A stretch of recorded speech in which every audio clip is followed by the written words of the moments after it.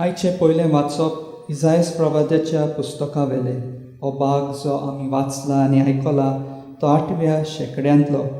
ह्या भागांत इसायास प्रवादी मेसिसाच्या दिसांनी कितें घडटलें तें बाकीत कोत्ता. हो भाग एका नव्या स्वतंत्र आनी संतोशाच्या काळाचें वर्णन कोत्ता. हो नवो काळ फुडाराक येवचो आसा त्या मेसिसाच्या येण्या उदेशी गालिल्यांत सुरू जातलो.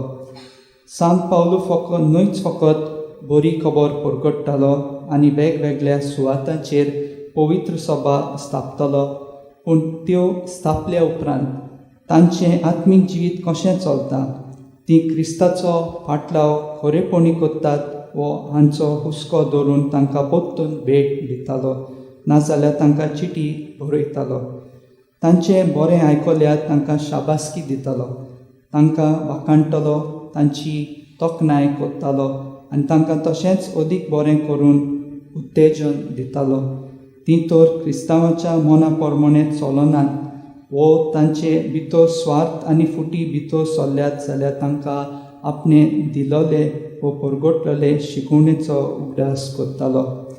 मातेवाच्या शुभ वर्तमानांत जेजू वरवीं इसायास प्रवाद्यान 700 वर्सां आदीं बाकीत केल्लें जें आमी आयज पयल्या वाचपांत आयकलां आनी शार्ती पावता तें पळयलां. एका काळार जाबुलोन आनी नेफ्ताली असिरियनच्या गुलामपणांत आसलीं. कुड्ड्या देवांची शिकार जाल्ली. आत्मीक कुड्डेपणांत आनी काळजा मनाच्या काळोखांत आसलीं. तीं आतां जेजू वरवीं उदेलोल्या नव्या काळाची बरेपणां अणभवतात.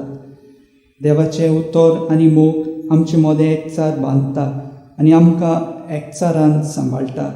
आयज जेजून स्थापलोले पवित्र सभेचे कितलेशेच फांटे जाल्यात. ह्या फांट्याक एक वस्त जी एकठांय हाडटा आनी एकचारांचो बरवोसो जिवन दवरता ती म्हणल्यार देवाचें उतर आनी देवाच्या उतरांतल्यान उत्पन्न जातलो मोग.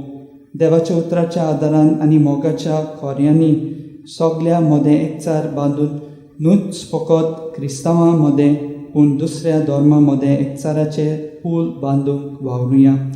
तर सोम्या जेजूचो ताळो आयकून ताच्या फाटल्यान चलूंक आनी जिविताचे बदलणे वरवीं सोम्याक घेवंक ताची वाट तयार करूंक आमकां कृपा फावो कर म्हूण ह्या पवित्र मिसाच्या बलिदानान देवा लागीं विस्वासान मागुया.